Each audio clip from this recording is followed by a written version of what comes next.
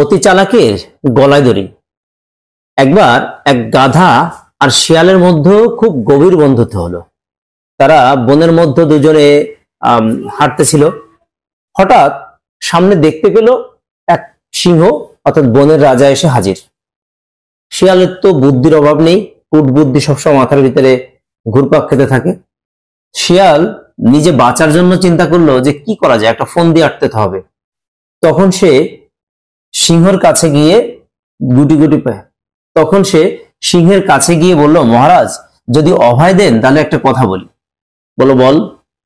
তখন বলল যে আমি ওই গাধাকে আপনার খুব কাছাকাছি নিয়ে আসবো, যদি আপনি আমাকে কথা দেন যে আমাকে ছেড়ে দিবেন।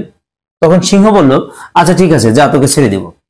তখন শিয়াল গাধাকে ভুলিয়ে ভালিয়ে এমন একটা জায়গায় নিয়ে আসলো যেখানে সিংহের খুব কাছাকাছি এবং গাধাটা আটকা পড়ে গেল। এই অবস্থা দেখে সিংহ ভাবলো যে গাধা তো আটকা অবস্থায় আছেই, ওর তো যাওয়ার আর কোনো সুযোগ নেই। তাই প্রথমে শিয়ালকে থাবা মেরে শিয়ালকে খেয়ে নিল, তারপর আস্তে আস্তে গাধাকেও শেষ করলো। এই ছোট্ট গল্প থেকে আমাদের বড় একটা শিক্ষা আছে যে অন্যের ক্ষতি করতে চাইলে পরিণামে নিজেরই ক্ষতি হয়, অর্থাৎ অতি চালাকের গলায় দড়ি। আমাদের বর্তমান সমাজটা ঠিক এভাবেই চলছে। যারা অন্যের ক্ষতি করতে চাচ্ছেন একসময় দেখবেন তাদের নিজেরই ক্ষতি হয়ে গেছে।